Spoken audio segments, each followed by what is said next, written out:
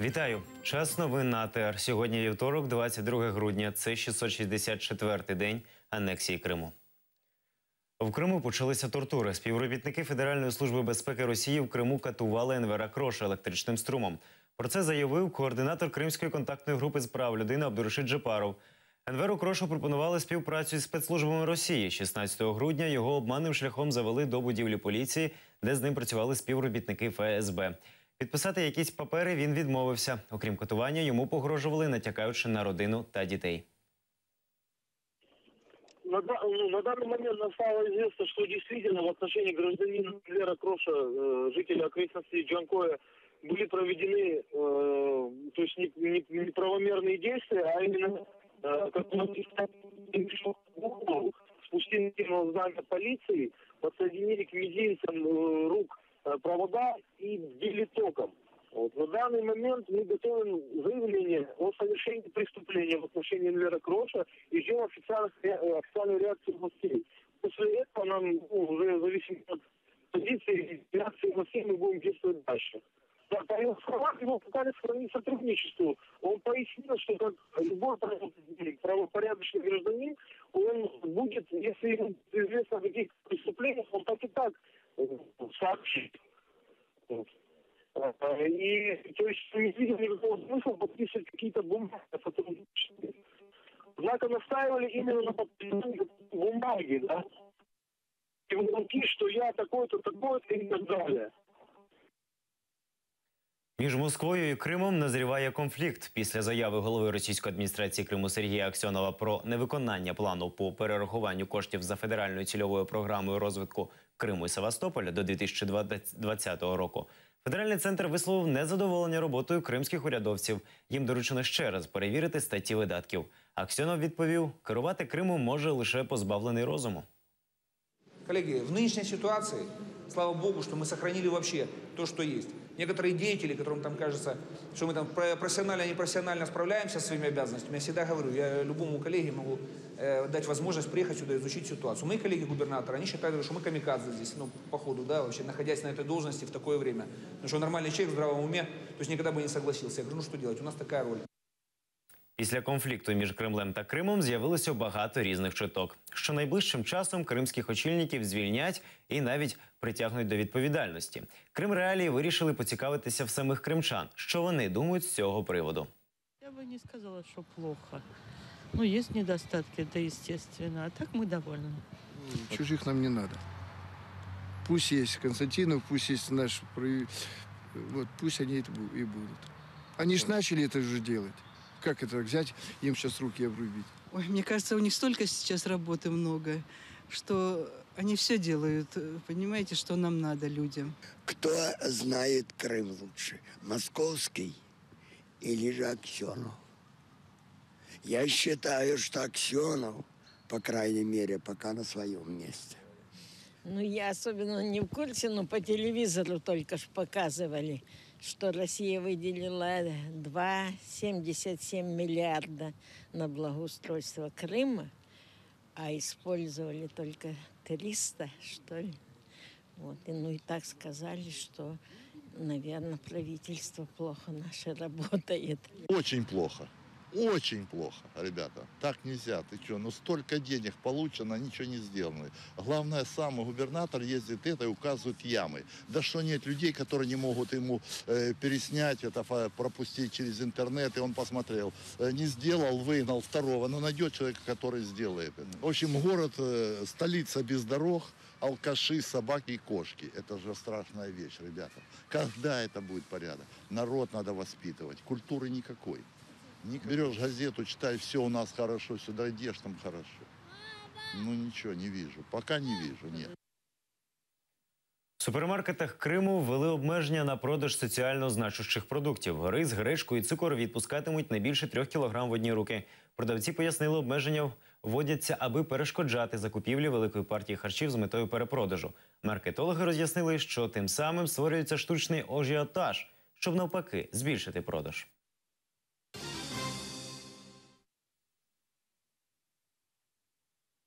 У Керчі до ЖЕКу вишикувалася черга. Мешканці різних районів міста приходять за перерахунками за листопад і грудень так як точної суми оплати не знають. Люди записуються до списку з 3-ї ночі.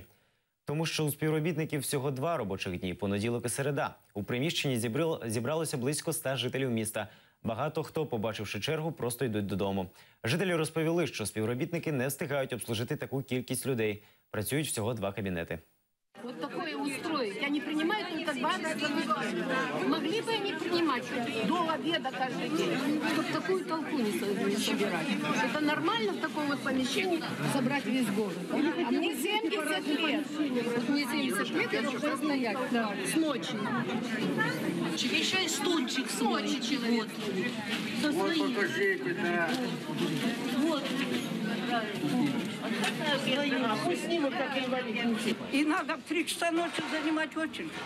У меня дочь больная, не ходит, я не могу ее бросить. Вот пришла сюда за час, полтора, она не ходит ногами, инвалид первой группы. Могу я стоять здесь? Даже очередь не заняла, потому что я посмотрела. Ну, конечно, разве можно достояться? Вообще безобразие. Сейчас я приходила во вторник, попросила девочки, пересмотрите, скажите мне заплатить. Они сказали, не приемный день. Пришлось уйти. Много людей приходят в такие дни, нигде не принимают. Смотришь, заходишь в кабинеты, так грубо отвечают, что не спросишь, прям вообще грубят.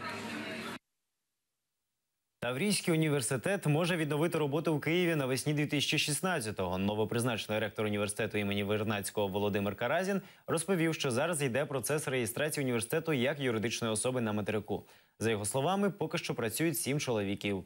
Керівництво університету найближчим часом має обрати робоче приміщення з 3 запропонованих. Навчання відновиться спочатку в дистанційній формі, так навчатимуться 60% студентів, а пізніше вже відкриють стаціонар. Українські депутати просять звільнити російського громадського активіста. 15 народних депутатів звернулися до міністра закордонних справ України Павла Клімкіна з проханням вимагати з Росії звільнити Рафіса Кашапова. Він є одним з лідерів татарського національного визвольного руху. Рафіс Кашапов відомий не тільки своєю боротьбою за розширення суверенітету Татарстану, але й публічною підтримкою недоторканності українських кордонів. За це його ув'язнили в грудні 2014-го. Російський правозахисник тікав городами до України. Володимир Іонов, якого днями мали осудити за неоднократні порушення під час мітингів, нелегально втік з Росії разом з подругою правозахисницею Ольгою Браун. Іонову 76 років. Кордон він переходив пішки. Зараз хоче просити політичного притулку в Україні.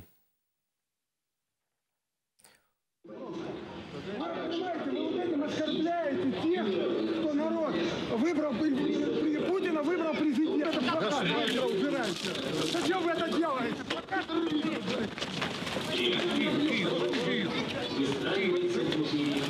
Давай. Вот так вот. Путин есть, ума не надо. Если я ни в чем не виноват, а виновата власть, которая издевается над людьми, то какая может быть речь? Это не власть. Во-первых, это не власть, это слуги народа. Вот. И то, что Путин не понимает, что он слуга народа, это не страшно. Но то, что хозяева, мы не понимаем, что мы хозяева, вот это страшно. Потому что держат его там, Бог знает за кого, за вождя. Это уже привычка. Вот это страшно. Мы хозяева, вот это наша страна. Українські переселенці, що втекли до Казані, знову шукають дах над головою. Біженцям з зони проведення антитерористичної операції рік тому надали житло. Але зараз їх женуть на вулицю. Мовляв, є певні умови, під які тепер українці не підпадають. Спілкувалися з переселенцями журналісти «Настоящего времени». Мы слышим один ответ. Все так живут. То есть местному населению тоже негде жить, тоже люди снимают квартиру на одну зарплату, тоже маленькие дети. То есть мы слышим такие ответы, что местные люди живут так же. Вот к нам пришли 2 числа, сказали 5-го на выселение. Ну, как бы 2 дня дали на выселение. Идти мне с ней некуда. Ну, вот мы собираемся на завтра. Почему завтра? Ну, потому что, во-первых, у меня сын с ребенком, с внуком своим, сказали, что только остаются матери-одиночки, и то не все. И как бы, получается, разбивают семью. Росія запроваджує санкції проти України. Прем'єр-міністр Росії Дмитрій Медведєв підписав постанову про введення економічних заходів щодо України з 1 січня 2016 року за приєднання Києва до антиросійських санкцій Заходу. З наступного року до українських товарів почнуть діяти ввізні мита, передбачені єдиним митним тарифом Євроазійського економічного союзу. Відсьогодні адміністративно-проходному пункті Чонгар разом з активістами стоять представники міліції. Тепер документи та вміст багажників перевірятимуть тільки вони. За сьогодні затримали чимало бажаючих провести продукти та речі понад норму. Детальніше дивіться в сюжеті Гульсум Халілової у наступному випуску «За Аман». Громадянська блокада триває вже 3 місяці. Основними вимогами активістів було скасування вільної економічної зони Крим. Верховна Рада України мала розглянути це питання 10 грудня. Однак до законопроекту депутати тоді так і не дійшли. Чи має шанс цей законопроект бути розглянутим у першому читанні до Нового року? Наші кореспонденти поцікавилися в народних обранців. Не знаю, успеют или не успеют, я знаю точно, что подобные решения без вывода Совета национальной безопасности приниматься не могут. То есть должен быть вывод Совета национальной безопасности и обороны, потому что депутаты должны компетентно принимать эти решения, взвешенно, все за и все против. Если хотите лично мое мнение, я за принятие этого решения, но имейте в виду, что все решения, особенно в парламенте, они всегда должны приниматься взвешенно, плюс ко всему с просчетами экономических потерь для Украины, потому что это, по сути, вопрос национальной безопасности и обороны страны. В повестке дня на этой неделе этот вопрос не был внесен. В принципе, если его внесут, я думаю, что парламент его проголосует. Я просто не знаю, чи встигнуть. Я знаю, що дуже багато важливих законопроєктів, а це, безумовно, важливий законопроєкт, можуть бути не проголосовані через бюджет. Я вважаю, що це один з найпріоритетніших законів, персонально для мене. І його, безумовно, потрібно приймати. Але ви розумієте, сьогодні ми мали розглянути 43 питання, чи 47 питань. Станом на зараз трибуна свідомо заблокована, хоча всі прекрасно розуміють, що питання Кривого Рогу стояло на четвер. Тобто, що заважало сьогодні проголосувати всі ці закони, я не розумію. В даному випадку це питання не лише Крима, це питання ряд інших суперважливих питань. Думаю, що будуть затягувати, але ми все ж таки піднімемо це питання, будемо говорювати з представниками Меджлісу Верховної Ради, тобто з Чубаровим, Джемілєвим, як ми будемо поступати в такому випадку. Але те, що пропонує Кабінет міністрів України, це повний дебілізм. Якісь там пом'якшені норми для деяких там видів товару, там ще щось. Для чого? Зараз нормальна блокада є, тобто комерційного основи ніде нема. Тобто для особистого користування, будь ласка, легковим транспортом їдьте, а комерцію відкладайте. Конкурс читців Корану пройшов у Києві. Участь взяли 56 мусульман. Вони приїхали з усіх областей, в тому числі з окупованого Криму. Кращого обирало представницьке журі.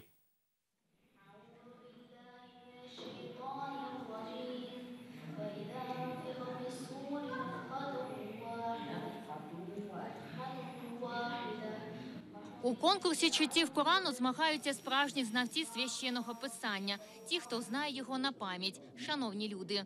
В столицю з'їхалися 56 конкурсантів. Журі визначають кращого з кращих.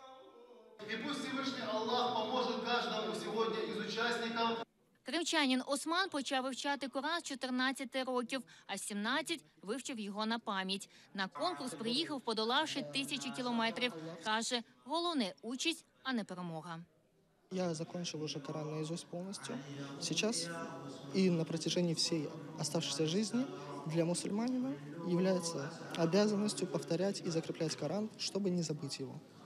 Знати і розуміти Коран без знання арабського неможливо. Щоб вивчити мову, 16-річна Аліна з Харкова після шкільних уроків ходить в мечеть.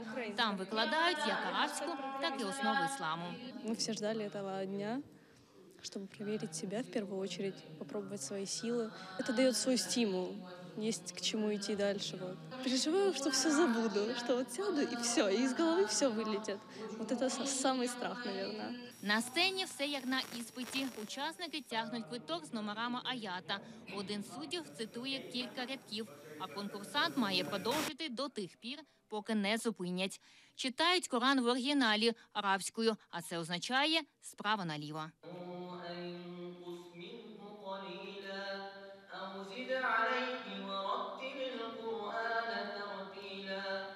Крім гарного голосу, тут потрібна і дуже хороша пам'ять. У Корані понад 6 тисяч аятів, а це 114 сур.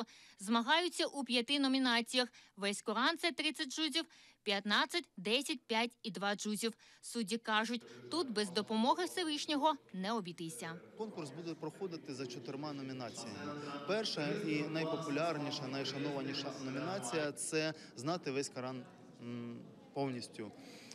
На пам'ять. Це буде конкурс між хафізами, між знавцями Корану. Приймають участь 56 читців Корану. Це будуть як жінки, так і чоловіки, починаючи з маленьких дітей і вже до дорослих. Переможці цього конкурсу будуть представляти мусульман України на всесвітніх конкурсах читців Корану. Судді оцінюють красу і молодінець голосу, а також правильну вимову, адже помилка в одному звуті може повністю змінити зміст слова, а конкурсанту – коштувати перемоги. Ільвіна Сідулаєва, Асан Емінов, Заман, АТР. Це всі новини на цей час. Більше дивіться у наступному випуску «Заман». Залишайтеся на АТР. До побачення.